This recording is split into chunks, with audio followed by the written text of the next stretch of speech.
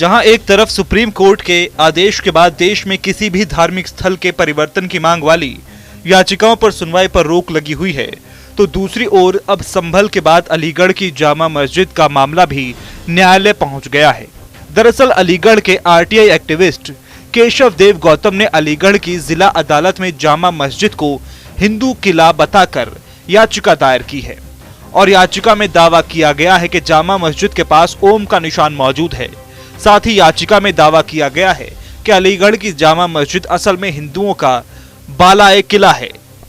ऊपर कोर्ट जामा मस्जिद को लेकर के याचिका दायर की है हमने, और जैसा कि हमें आरटीआई से जो प्रपत्र प्राप्त हुए हैं अलग अलग विभागों से, पुरातत्व विभाग से जो पत्र प्राप्त हुआ है उसमें बौद्ध स्तूप, शंकराकार का मंदिर और जैन मंदिर का उल्लेख है और शिव स्तंभ का भी है।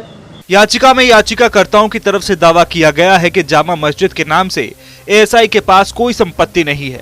याचिका में दावा यह भी किया गया है कि किला एएसआई के द्वारा नोटिफाई है। साथ ही इसके टीले के अवशेष बौद्ध स्तूप या मंदिर से मेल खाते हैं।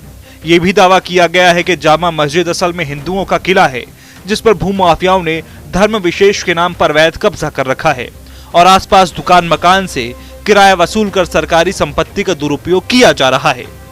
आरटीआई एक्टिविस्ट केशव देव गौतम का कहना है कि मस्जिद सार्वजनिक भूमि पर बनी हुई है और हिंदुओं के बाला-ए किला का इतिहास मिटाकर उसे जामा मस्जिद में परिवर्तित कर दिया गया है। ऐसी याचिकाओं में मांग की गई है कि प्रशासन कब्जा हटाकर इसे सरकारी नियंत्रण में ले और इसे तीर्थ स्थल बनाए। नगर निगम ने सार्वजनिक भूमि घोषित की है। पुरातत्व विभाग ने ऊपर कोर्ट कमेटी को अवैध करार दिया है अपनी जांच आख्या में।